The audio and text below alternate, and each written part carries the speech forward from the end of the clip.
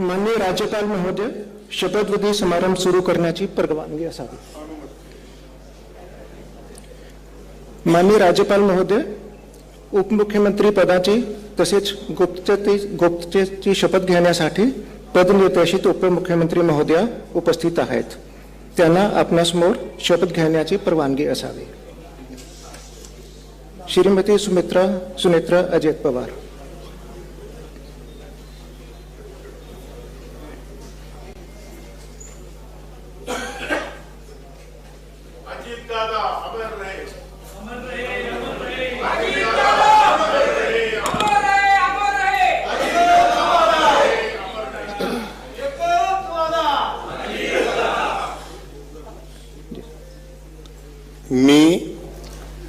मी सुनेत्रा अजित पवार गांभीर्यपूर्वक प्रतिज्ञा करते की कायद्याद्वारे स्थापित झाले आहे अशा भारताच्या संविधानाबद्दल मी खरी श्रद्धा व निष्ठा बाळगीन. मी भारताची सार्वभौमता व एकात्मता उन्नत राखीन. मी महाराष्ट्र राज्याची उपमुख्यमंत्री म्हणून माझी कामे निष्ठापूर्वक व ससद्विवेक बुद्धीने पार पाडेन आणि संविधान व कायदा यानुसार सर्व तऱ्हेच्या लोकांना मी गांभीर्यपणे व निपक्षपातीपणे तसेच कोणाच्याही विषयी ममत्वभाव किंवा आकस न बाळगता न्याय वागणूक देईन. मी सुनेत्रा अजित पवार गांभीर्यपूर्वक प्रतिज्ञा करते की महाराष्ट्र राज्याची उपमुख्यमंत्री म्हणून माझ्या विचारार्थ आणली जाईल किंवा मला ज्ञात होईल अशी कोणतीही बाब अशी उपमुख्यमंत्री म्हणून माझी कामे यथायोग्य पार पाडण्यासाठी आवश्यक असेल ते खेरीज करून एरवी मी कोणत्याही व्यक्तीला किंवा व्यक्तींना प्रत्यक्षपणे वा अप्रत्यक्षपणे कळवणार नाही किंवा त्यांच्याकडे उघड करणार नाही. धन्यवाद.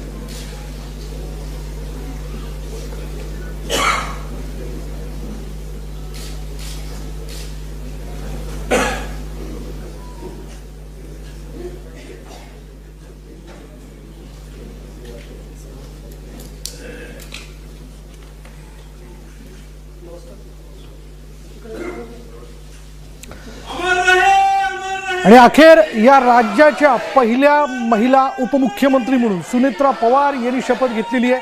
हा शपथविधी सोहळा या ठिकाणी पार पडलेला अगदी 10 मिनिटाचा हा कार्यक्रम शपथविधी कार्यक्रम या ठिकाणी पार पडल्याचं आपण बघतो. आणि यापुढे राज्याच्या पहिल्या महिला उपमुख्यमंत्री असतील सुनेत्रा पवार.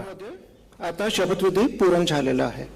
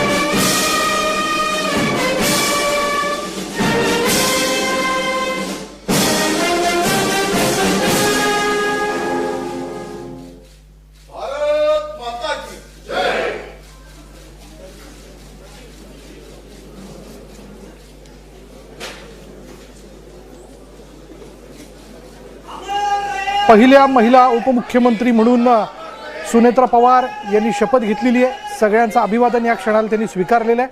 अर्थात अजितदादा अमर रहे अशा घोषणा देखील कार्यकर्त्या आमदारांच्या वतीने या ठिकाणी सभागृहात देण्यात आल्याचं आपण पाहतोय. पण याबद्दल खरं बोललं पाहिजे, चर्चा केली पाहिजे. त्या अर्थाने पवार कुटुंबातली पहिली वहिली महिला उपमुख्यमंत्री म्हणून सुनेत्रा पवार यांनी शपथ घेतल्यानंतर अर्थात त्यांची यापुढची जबाबदारी आणि त्यांच्या पुढचं आव्हान देखील मोठं असणार आहे. दृश्यांमध्ये आपण बघतोय आजच्या या कार्यक्रमाकरता राष्ट्रवादी काँग्रेसचे एकूण सगळे 49 आमदार तर उपस्थित होतेच, पण त्याचबरोबर इतर महत्त्वाचे नेते म्हणजे महायुतीमधील महत्त्वाचे नेते देखील उपस्थित असल्याचं आपण पाहिलं.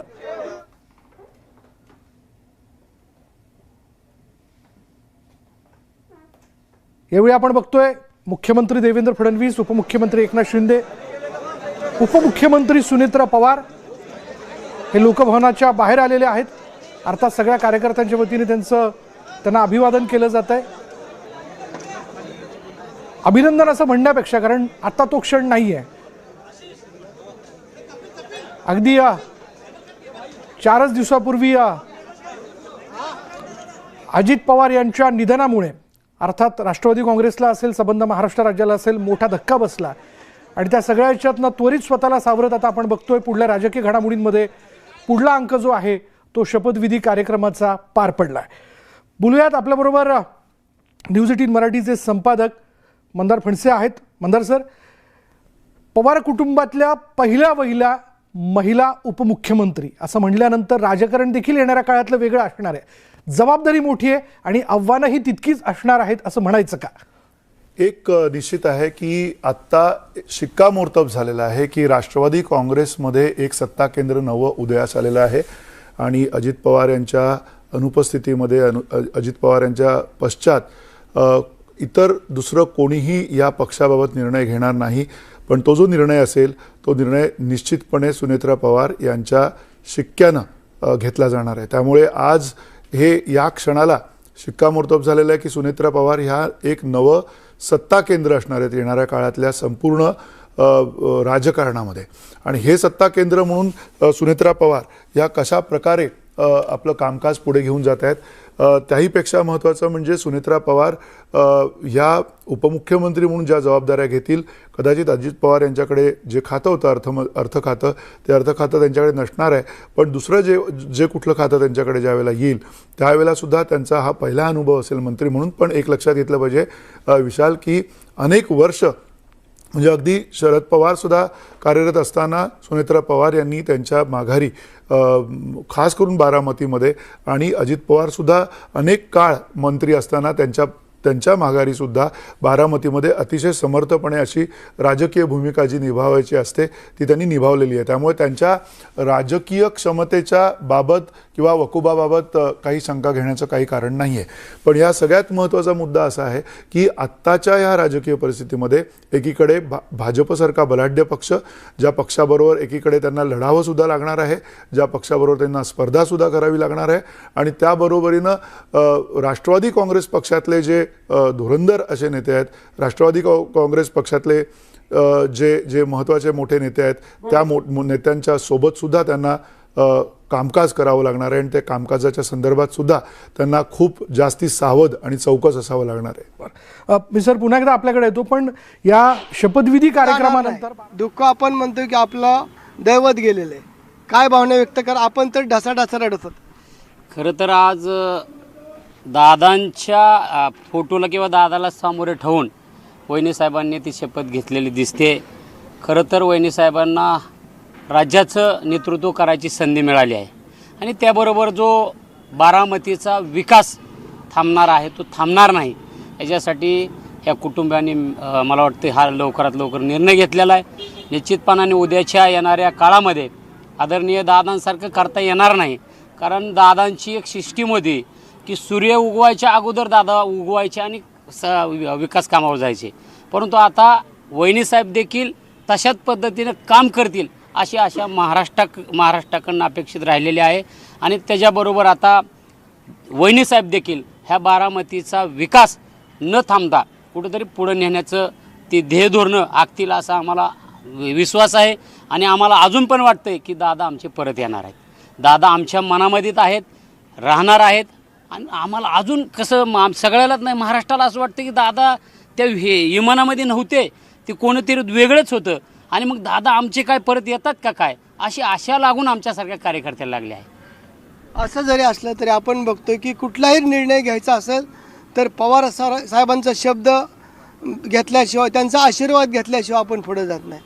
आणि एका बाजूला आपण बघितलं की काल अस्थि विसर्जनानंतर जी काय घडामोडी झाल्या आणि आज पवारसाहेबांनी सकाळी स्टेटमेंट केलं की या शपथविधी संदर्भात मला कसलीही माहिती नाही आणि आज शपथविधी होणारही का नाही ही देखील माहिती नाही. पवार कुटुंबातील अजितदादांचं कुटुंब आज आपण एक अतिशय उत्तुंग आणि मोठा नेता आपल्यातनं अजितदादांच्या रूपाने गेला आहे. त्यांना आपण श्रद्धांजली आणि भावांजली वाहतो. त्यांच्या मृत्यूनंतर झालेली पोकळी भरून निघणारी नाही, पण गाडा पुढे चालतच असतो. त्यांच्या परिवाराने, त्यांच्या पक्षाने, NDAच्या सर्व घटक पक्षांनी मिळून केलेल्या परिवाराच्या निर्णयानुसार सुनेत्रा वहिनींना उपमुख्यमंत्री म्हणून त्या ठिकाणी आज शपथ त्यांनी घेतली आहे. असंच विकासाचं काम जे अजितदादांनी केलं तसंच सुनेत्रा वहिनींच्या माध्यमातून, या सरकारच्या माध्यमातून हो अशी कामना मी व्यक्त करतो. मात्र घाई झाली आहे या शपथविधीला अशी टीका. मी यावर भाष्य करणार नाही. थँक्यू. आपल्याबरोबर कशा भावना व्यक्त करताल? एका बाजूला दुःख होतं तर दुसऱ्या बाजूला वहिनींचा आज शपथविधी झाला आहे. आज दुःख तर सर्वांनाच आहे. ही पोकळी कधी भरून निघण्यासारखी आहे. पण दादांचं एक सांगणं होतं पहिल्यापासून की रडायचं नाही, लढायचं, असं दादा प्रत्येकाला सांगत होते. आज वहिनी पहिल्यापासून दादाच्या खांद्याला खांदा लावून विकास कामासाठी त्या पण झटत होत्या. आणि आज जो वहिनींनी निर्णय घेतलेला आहे तो खरोखरच खूप चांगला निर्णय घेतलेला. त्यांच्या ह्याच्यावर दगड आहे, पण तो वहिनींनी हे करून दादांच्या ह्याच्यासाठी वहिनींनी तो निर्णय मान्य होतं. त्यावेळेस दादा आपल्याला सोबत घेऊन गेले होत्या. काय प्रतिक्रिया व्यक्त कर? दादासारखा आता कोण माणूसच नाही है दूसरा. दादा इतने अच्छे थे, मेरे दवाखाने को 1 मिनट फोन करे तो डॉक्टर को फोन लगाई थी. आज वहिनी ने पदभार लिया है उप मुख्यमंत्री का, आपकी क्या राय है? बहुत खुशी भी है और गम भी है दादा का. आज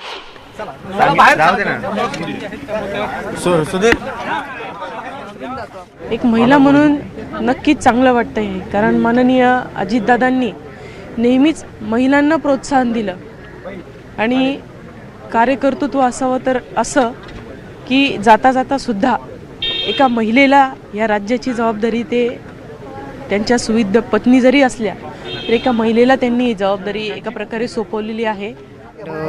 After Dada, we are already in a grieving period.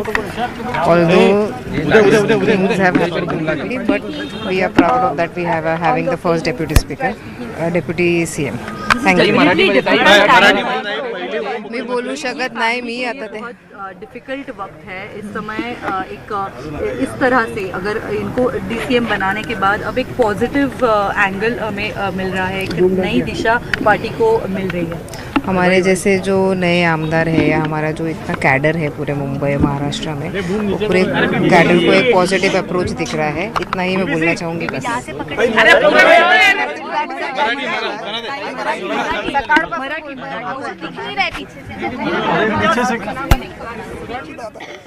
प्रत्येक वेळेस दादांचं विचारणे लक्ष बारामतीवर असायचं. हे दादा निघून गेल्यानंतर त्यांची पोकळी कधीही भरून निघणार नाही. वहिनींनी पदग्रहण घेतलेले आहेत. वहिनीला जमल का एवढी मोठी जबाबदारी?